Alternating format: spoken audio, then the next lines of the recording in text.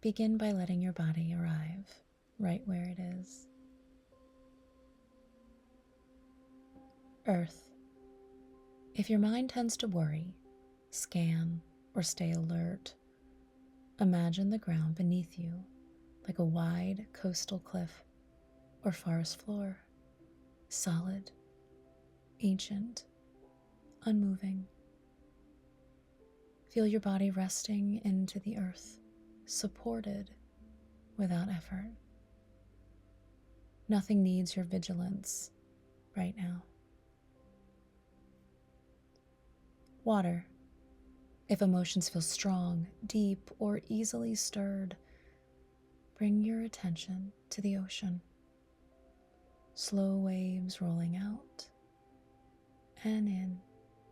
Each wave rises and naturally falls. Your emotions move the same way. Powerful, but not permanent. Air. If your thoughts race or your attention jumps, imagine air moving through tall trees, wind weaving between branches, not forcing stillness, just creating space. Let your breath move like the wind, free, light, and allowed to shift. Fire.